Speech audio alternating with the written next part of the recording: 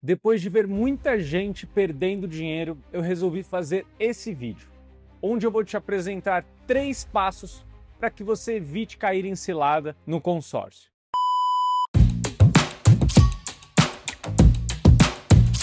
E como sempre, para a gente começar sem enrolação, eu já vou falar o primeiro passo. Parece até meio óbvio, mas muitas pessoas não seguem, inclusive a maioria delas pecam aqui, que é entender exatamente o que você está contratando e fazendo com o consórcio. Parece besta, mas a maior parte das pessoas não sabe quantos participantes tem no seu grupo de consórcio, não sabe as formas de contemplação, não sabe o prazo, o custo efetivo total da operação e várias outras questões. Por isso, eu reforço, a primeira coisa que você precisa fazer, até porque o consórcio não é um produto simples, você não está comprando uma caneta, não está comprando uma carne, mas sim um produto que vai te acompanhar por muitos anos. Então, uma decisão errada pode te colocar num caminho muito ruim e fazer com que você perca muito dinheiro. E para fazer isso da forma correta, a primeira coisa que você precisa ter em mente é o que você quer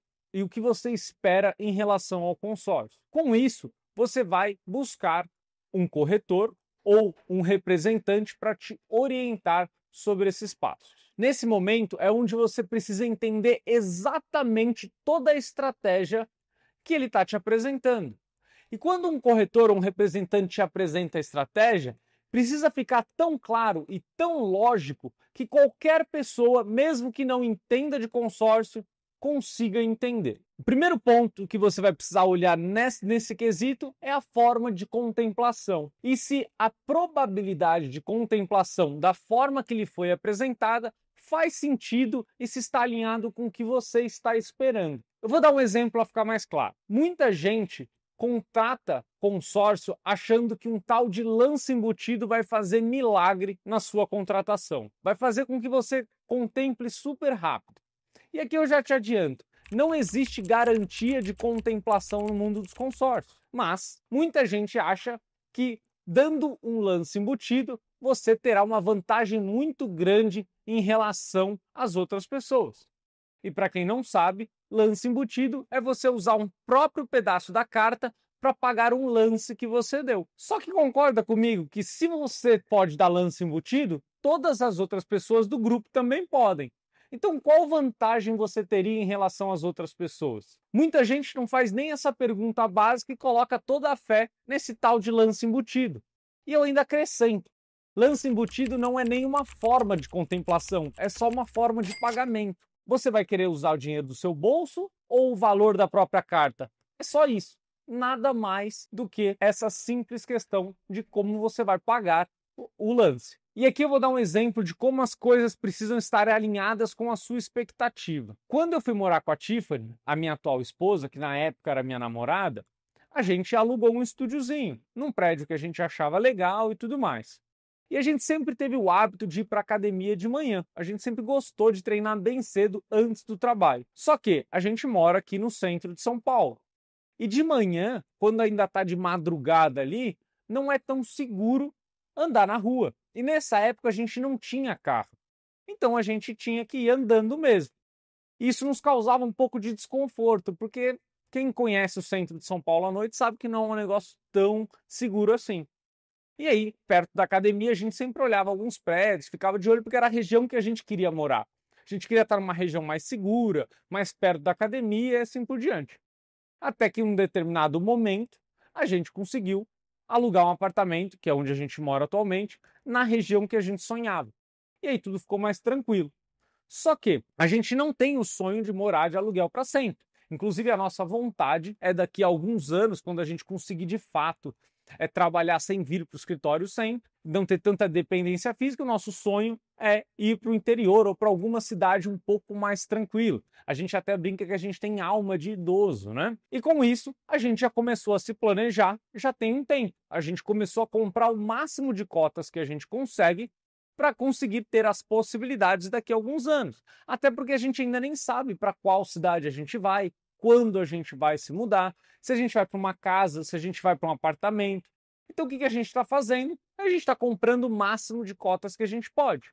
E se elas contemplam cedo, Não tem problema. A gente vende, coloca o dinheiro no bolso e continua nesse objetivo. Eu te contei toda essa história para mostrar que a minha necessidade não é de curto prazo, é de no mínimo médio, longo prazo. Então, por isso, não faz sentido eu pensar em um grupo que tenha um privilégio para lance. Eu preciso focar em um grupo que me dê boas probabilidades de sorteio. Então, saber o número de pessoas nesse grupo e o número de sorteios que acontecem ali dentro é fundamental. Então, se eu entro num grupo com 3, 4, 5 mil pessoas, por exemplo, onde tem um sorteio por mês, a chance da gente conseguir realizar esse sonho quando a gente espera é nula. Porque na prática, a chance é que a gente fique até o final e nunca seja contemplado. Isso pode acontecer em alguns grupos. Por isso é tão importante alinhar o que você está buscando com o produto certo. E se você está gostando desse vídeo, deixa o seu like, se inscreva no canal. Isso me ajuda a levar cada vez mais conteúdo para as pessoas. E aí, muita gente me pergunta de algumas administradoras como a Maicon ou Maicon, não sei como você fala. Mas muita gente me pergunta, poxa, Nicolas, o que você acha? E aí tem um grande problema. Na minha visão, é muito difícil você conseguir fazer uma autocontratação de um produto complexo que você vai levar 10, 15, 20 anos para pagar e conseguir escolher exatamente a melhor opção para você. Por isso que eu não sou muito fã dessa questão de você contratar produtos direto. Claro que eu não estou puxando a sardinha aqui porque eu trabalho com isso, mas é porque é muito comum as pessoas contratarem um produto e virem para o escritório buscando um conselho, ou até mesmo no Instagram, buscando uma ajuda, uma orientação, porque viram que fizeram cagada no passado. Então, eu não acredito muito nesses modelos. Assim como coisas mais complexas, eu também não faço a compra sozinho. E agora vamos para a segunda dica que eu dou. Como eu falei anteriormente, existem várias necessidades diferentes e você precisa buscar o grupo que mais se adequa à sua demanda. Então, por conta disso, a segunda dica que eu dou é: não foque em taxa administrativa de forma cega, colocando isso à frente de todos os outros objetivos. Se você contratar um produto errado para sua demanda, mesmo que não tenha taxa administrativa nenhuma, isso vai te consumir tanto tempo e tanto dinheiro que vai ficar muito mais caro do que um produto que tenha taxa administrativa relevante, mas que seja adequado à sua necessidade. Tem uma frase que eu acho muito legal: quem compra o melhor sabe que não é o mais barato. Quem compra o mais barato sabe que não é o melhor. Isso aqui resume muito o que a gente vê em todos os mercados. E no consórcio não é diferente. As pessoas comparam apenas taxa e acabam contratando um produto muito ruim, que vai adiar em alguns anos a realização do seu sonho. E pensa bem, se a questão da taxa de alguns reais te aperta tanto, provavelmente você está dando um passo maior do que a perna. Quer um exemplo? Imagine que você vai comprar um carro de luxo, uma BMW, uma Mercedes, um Audi, alguma coisa assim. E aí você fica procurando o anúncio mais barato que existe. E aí você cai no anúncio de um carro que tem uma manutenção muito cara. Por exemplo, uma Land Rover, que é conhecida por desvalorizar muito e ter uma manutenção muito cara. E aí você vai no produto mais barato, porque você queria um carro de luxo, simplesmente porque ele estava mais barato.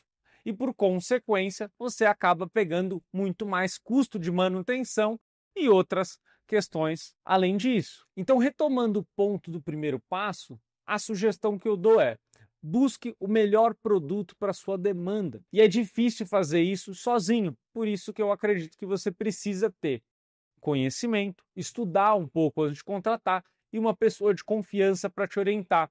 Inclusive, eu estimulo, não fale apenas com um corretor ou representante. Fale com 3, 4, entenda as propostas até você entender como um se compara com o outro. E aí você vai perceber que nem sempre o mais barato é a melhor opção para você. E puxando um gancho desse segundo passo, a gente vai para o terceiro passo. Pense no todo, mas sem contar moedas. E aqui eu vou dar um exemplo clássico.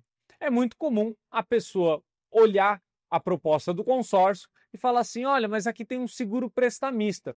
Comigo não vai acontecer nada, então eu não queria pagar ele. E pede o cancelamento, que é um direito do consorciado, não tem problema algum em solicitar o cancelamento. Só que a ideia do seguro prestamista é garantir que a sua família não tenha que pagar mais parcelas caso você faleça. Imagina que você comprou o imóvel, sua família está na casa dos sonhos e você vem a faltar e eles passam a ter que assumir. E pior, imagine que você era a principal pessoa provedora da família. Eles passarão a ter problemas e provavelmente perderão a casa. Eu não estou dizendo que você tem que contratar o seguro prestamista a qualquer custo. Não é isso. Mas faça um planejamento pensando em toda a sua estrutura financeira. Se você já tem um bom seguro de vida, se você tem uma previdência, se você tem uma boa reserva de emergência, talvez você consiga reorganizar, mas pensando no seu todo. Não economize algumas moedas que poderão deixar toda a sua estrutura ruir e deixar sua família passando necessidade caso você não esteja mais aqui. Por isso eu bato tanto na tecla dos meus vídeos que a gente precisa construir patrimônio para garantir para nossa família uma estrutura sólida, tendo fundação bem estruturada. E não apenas ficar contando moedas a qualquer custo. E quem tem família e tem pessoas que são cuidadas financeiramente por você, entendem do que eu estou falando.